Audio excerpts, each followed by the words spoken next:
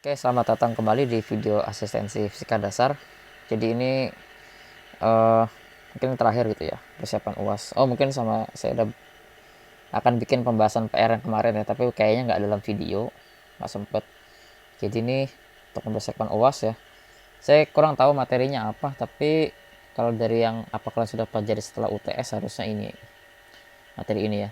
Getaran, gelombang, proses timbangan statik dan dinamik, gerak rotasi, elastisitas, gravitasi, fluida, panas tuh ya kalor, terus energi panas, terus yang pemuaian gitu-gitu, hukum termodinamika dan teori kinetika.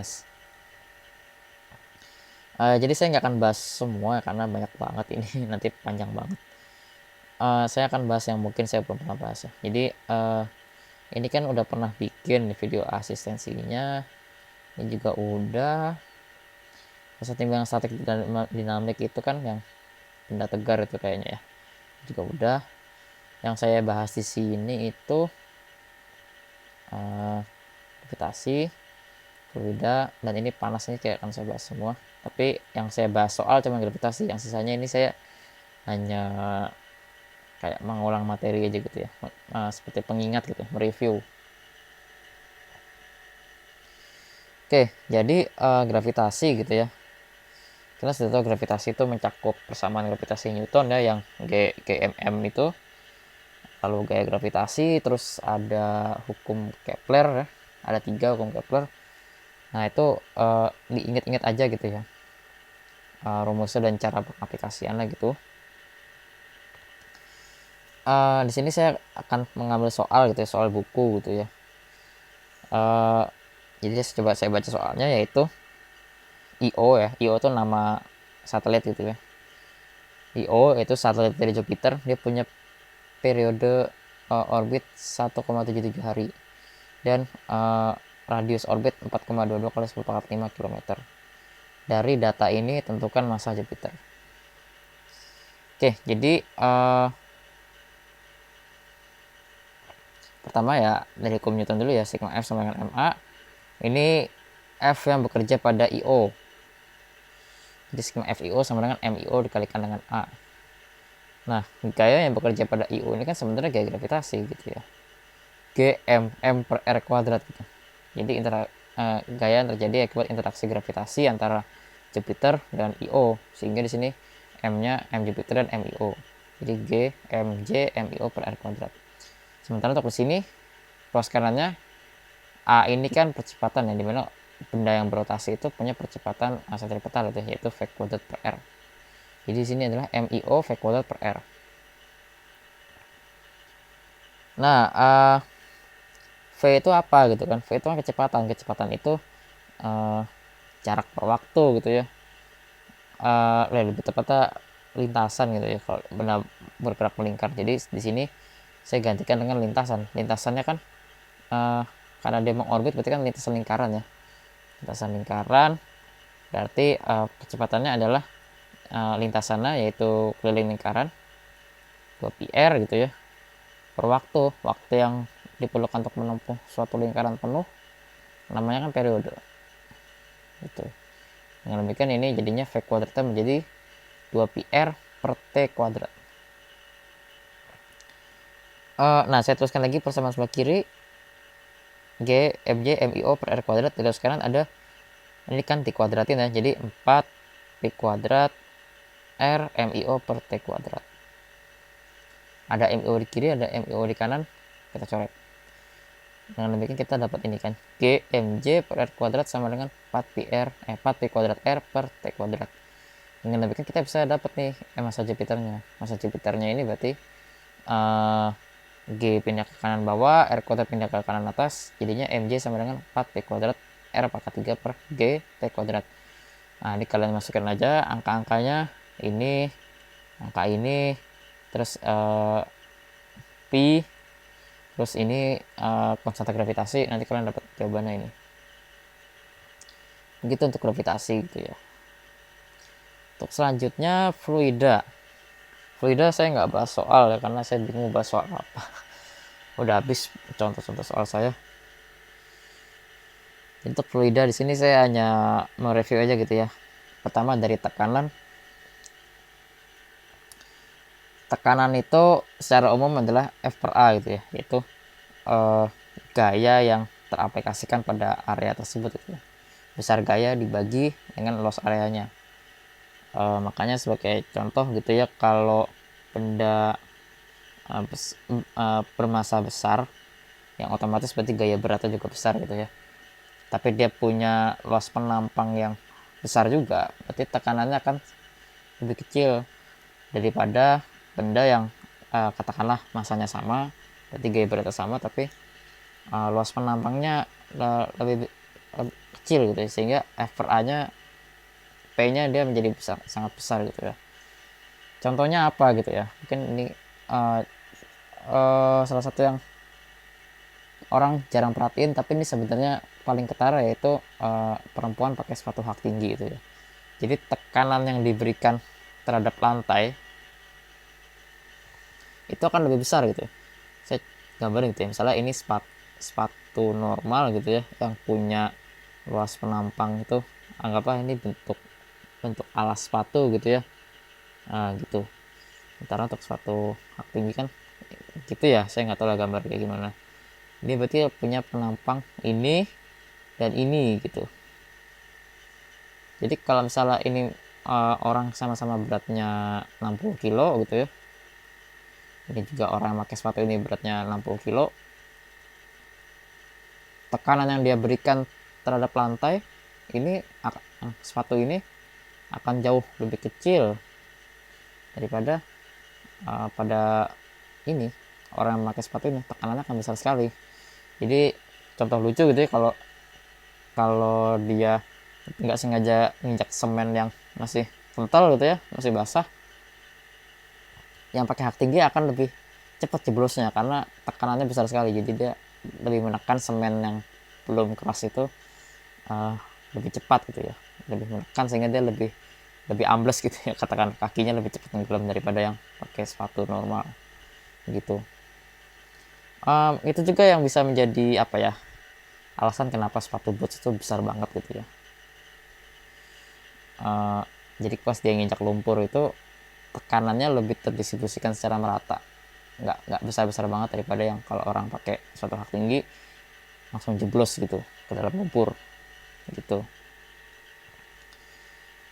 Kemudian di sini juga tekanan pada fluida gitu ya. Kalau ada fluida gitu kan, mau tahu kalau dia di dalam air sejauh sekian meter, pasti tekanannya gitu ya. Nah ini adalah P sama dengan P0 ditambah rho GH, dimana P0 ini adalah tekanan pada saat H sama dengan 0 dan rho itu adalah massa jenis dari fluidanya.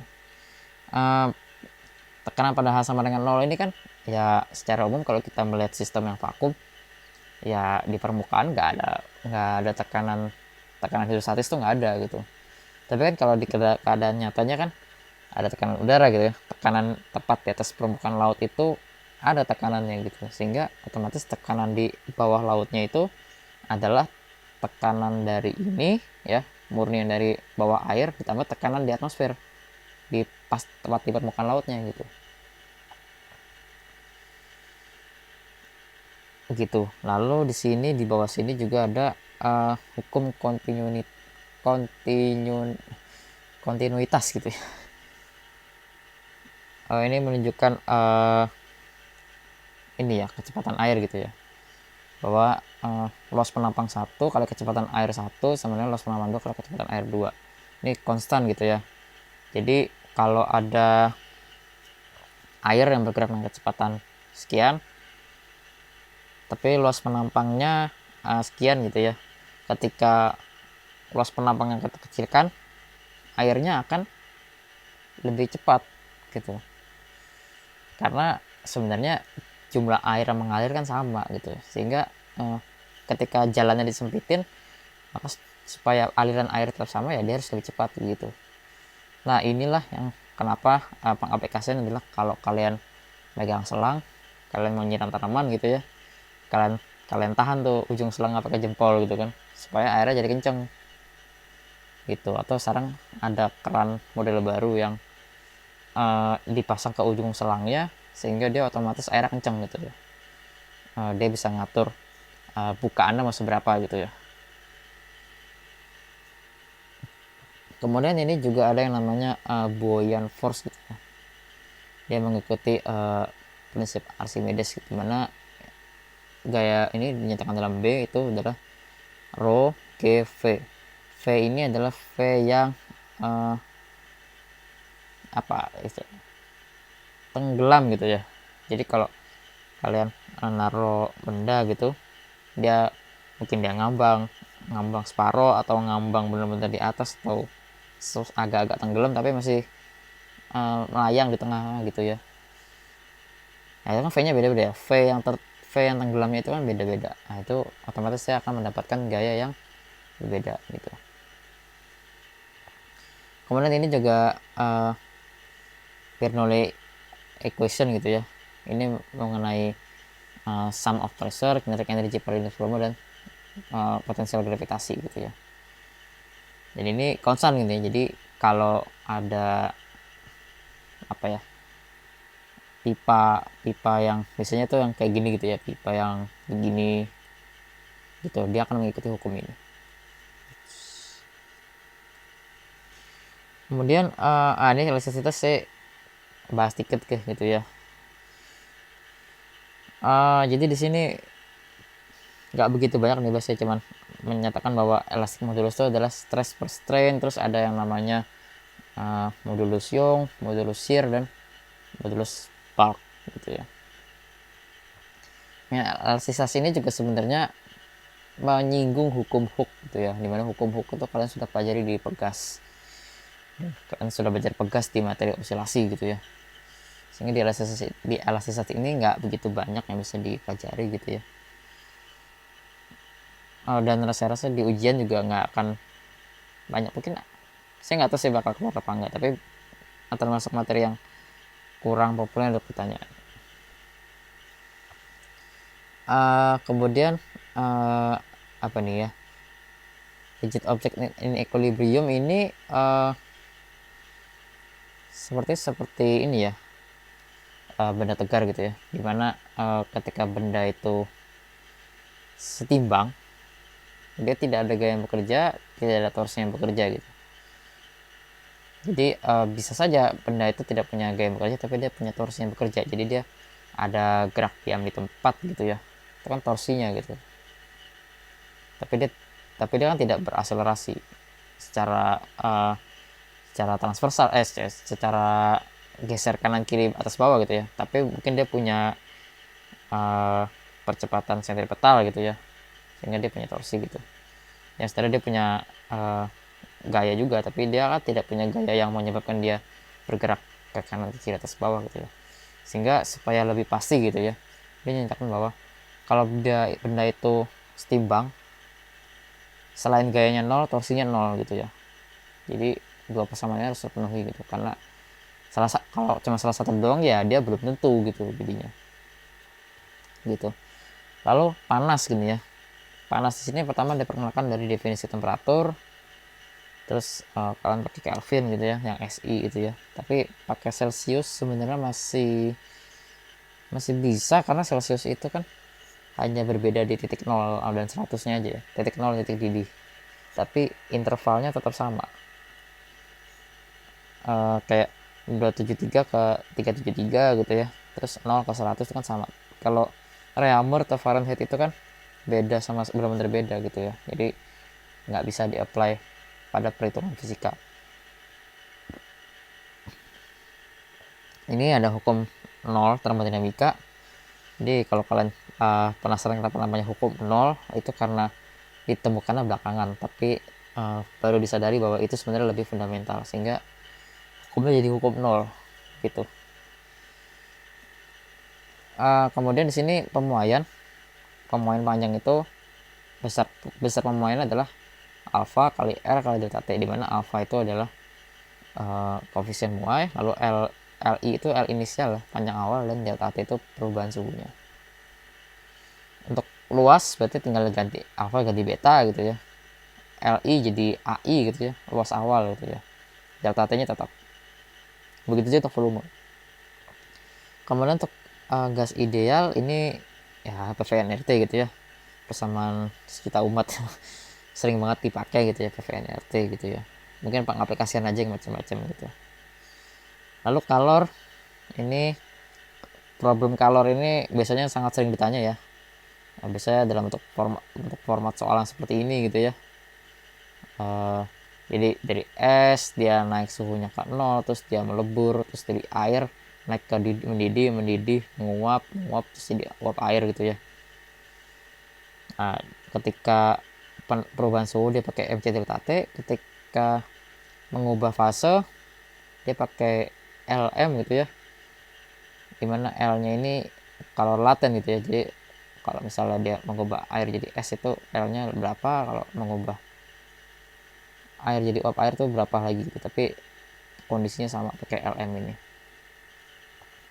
Kemudian gaya gitu ya, work, usaha gitu ya, ini dinyatakan dalam W sama dengan integral minus VI sampai VF P V gitu ya. Jadi usaha ini sama dengan perubahan volume integral dari volume bawah sampai volume terakhir terhadap PdV gitu ya.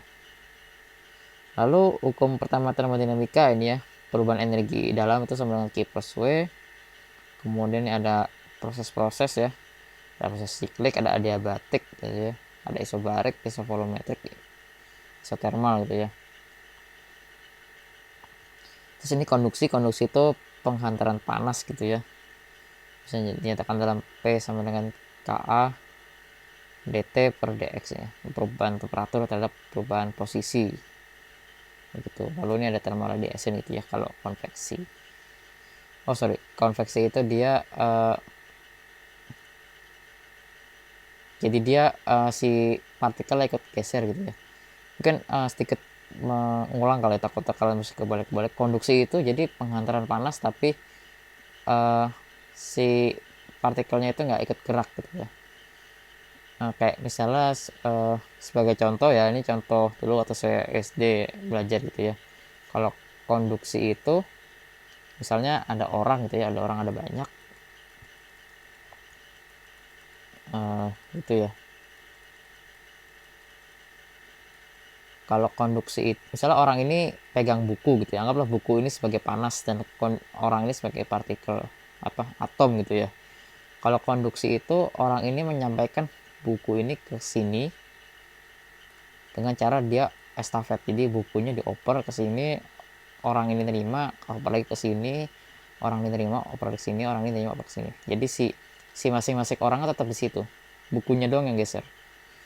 Sementara kalau konveksi itu untuk memindahkan buku ini ke depan, bukunya bukan dikasih ke orang tapi orang ini megang buku. Orang ini megang buku, terus orang ini jalan ke depan ke sana. Jadi ya si atom yang bawa panas itu yang jalan, bukan panas yang dioper atau medium, tapi atomnya itu yang jalan gitu. Kalau radiasi dari sini dari panas ini mau dikasih ke kiri, dilempar bukunya sama dia gitu. Jadi nggak ada medium ya, kalau ini kan mediumnya sesama atom. Kalau ini mediumnya adalah atom itu sendiri, dia yang bawa sendiri. Kalau ini nggak ada medium yang dilempar gitu. Ini sedikit mereview gitu ya, mungkin harusnya kalian juga udah tahu gitu ya. Terus ini teori kinetik gas gitu ya. Ini hanya rumus-rumus aja sih ya, pengaplikasian gitu ya. Misalnya tekanan dari N molekul pada ideal gas dalam sebuah volume dinyatakan dalam ini gitu ya. Terus ini rata-rata translasional kinetik energi gitu ya. Terus ini ada energi internal untuk N molekul gitu ya. Terus ini ada perubahan energi internal gitu ya. Terus ini ada namanya CV, CP, dan gamma gitu ya. Terus ini ada hukum pada gas adiabatik gitu ya. Adiabatik atau adiabatic expansion or compression. Dia menyatakan bahwa PV pangkat gamma sama dengan konstan. Lalu ini ada hukum distribusi Boltzmann, lalu ada hukum Maxwell-Boltzmann gitu ya. ini sih saya rasa nggak akan keluar di ujian ya, karena udah cukup ribet, tapi nanti di termodinamika dan di Vistat akan banyak kayak ini diperkenalkan aja gitu ya. Dan barangkali soalnya keluar ya, ya kalian inget-inget persamaan-persamaan ini aja gitu ya. Lalu di sini uh, ada 3 jenis kecepatan gitu ya. Ada VRMS, root mean square gitu ya, lalu ada V rata-rata, dan ada uh, V most probable gitu ya. Jadi untuk TKG ini mungkin itu aja kali asistensi kali ini ya. Mohon maaf nggak bisa maksimal, nggak bisa banyak bahas soal karena udah mepet, takut nggak sempet ya, nanti kalian juga nggak bisa belajar. Jadi soal-soal kalau penasaran bisa cek buku aja gitu ya, kan buku kan ada solusinya ya, itu kalian iseng-iseng aja kerjain. Nemu soal, wah ini kayak menarik nih, wah ini kayaknya level bakal keluar di ujian nih gitu, kalian kerjain aja. Kalau kalian mau nyari solusi tinggal lihat solusinya gitu ya. Sekian dari saya, terima kasih sudah menonton.